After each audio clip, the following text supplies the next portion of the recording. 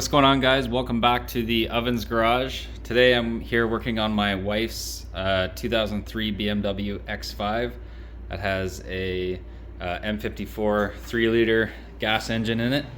What I'm going to be doing today is installing a oil pan heater.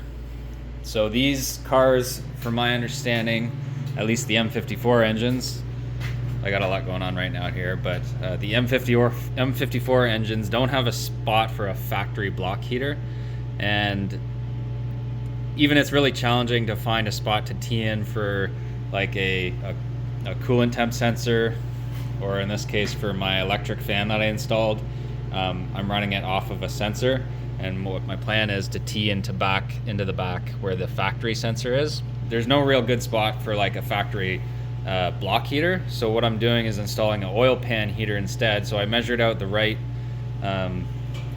size that'll work on the bottom of the oil pan. Now mind you, I've already taken apart quite a bit of the car, the whole underpan. There's a steel or aluminum or whatever that is underpan, and that inspection cover, and I've already taken a bunch of the top of the engine apart, but you don't need to do that. You just need to take the inspection plate off and that metal plate. There's 6 bolts. And what I'm going to do is I'm going to stick the oil pan heater to the bottom of the oil pan, which is just right there. So I got to get it cleaned up. And then I think you have to sand down the surface and then stick on the pad, and then I'll just route the cord out somewhere convenient at the front. And then we'll be good. So if you live in a cold climate like this too, and you have a older BMW with an M54 engine like this, keep in mind too, if you do short distance drives, you can get this buildup of like a mayo almost inside the valve cover and inside your CCV. So what I'm doing here, and why I have all this off, is I'm going to be replacing the valve cover with an M56 valve cover, which has a built-in CCV. And what happens in the cold climates with the external CCVs, like the M54s came with stock, is that mayo will sort of clog up the CCV, and then what can happen is the oil can back up out of your dipstick, go into your intake, and you can hydrolock your engine by accident. So I've got this one here, if you can see. I just replaced this CCV. This is a winter CCV. I replaced this not even like 5,000 kilometers ago, and just a couple months ago, and you can see the buildup of mayo inside, and that's all due to cold weather and short driving trips. So as you can see, it's a bit of a nightmare, but what I'm going to be trying to do is prevent that in the future by changing the valve cover, as well as installing a block heater, really just to keep the temperatures up before you go on drives. So anyways, I'll get to installing the block heater here or the oil pan heater, so you can see what that process looks like. So here you can see I got the model CP154. That's what I decided to go with. And inside the package you get your stick-on pad. You can see 125 watts.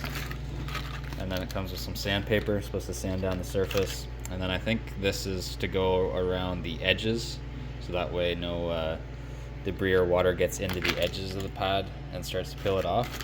And then some zip ties to zip tie your cord in a good spot. Alright, so I'm just going to pick a spot here. It says in the instructions to make sure the cord is routed forward or rearward.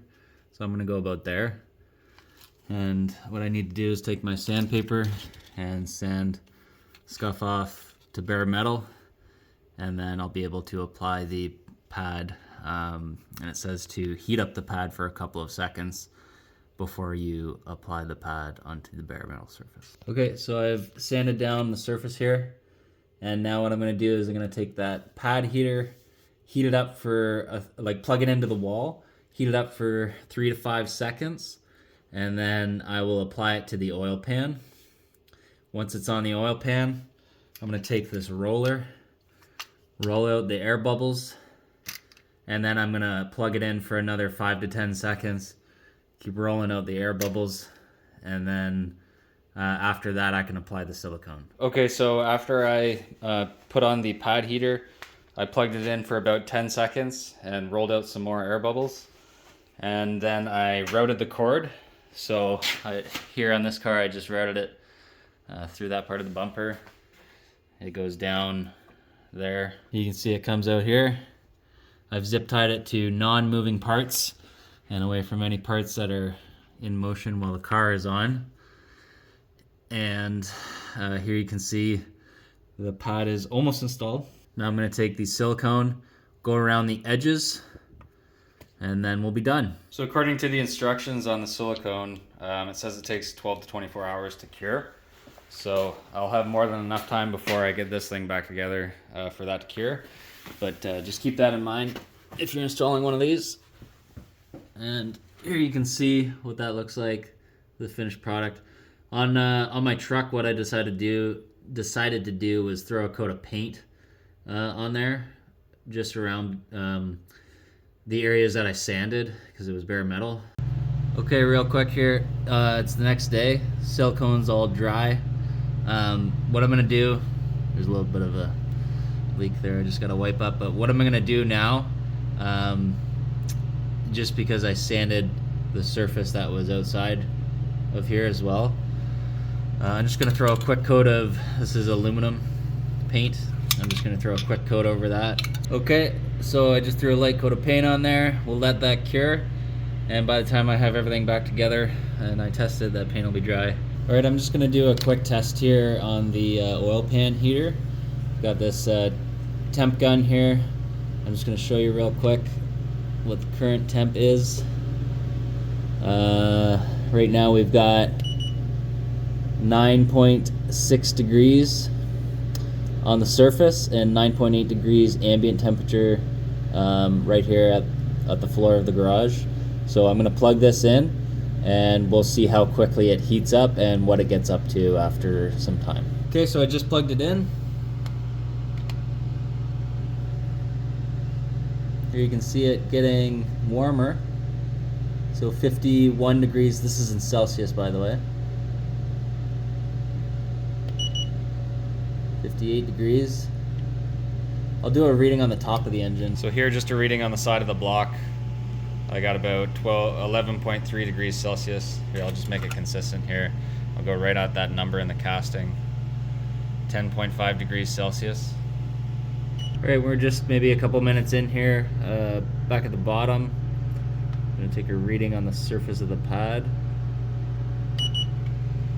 So we've got 91 degrees. I'll do it again just for consistency.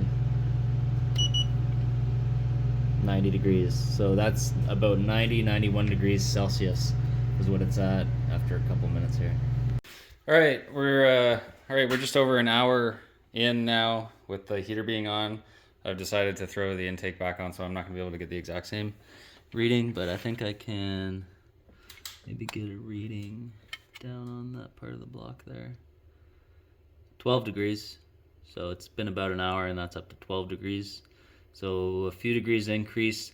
Obviously the biggest difference is going to be down on the oil pan and the oil itself, which is pretty critical when you start the engine at cold temperatures. You want that oil to be flowing anyways. So I'll take a reading down there and see what it is. Okay, we're back underneath here.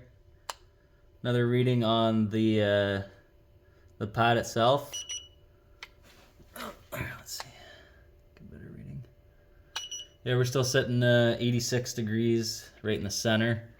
Off to the side of the oil pan, 25 degrees. Let's kick the back since we're at an angle. Oh. 14 degrees the front. About 14 degrees.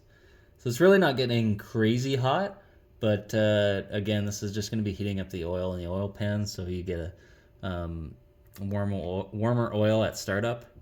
So there you go. This is a nice little mod to do if you live in a cold climate to ensure that your engine starts. Thanks for watching. Cheers.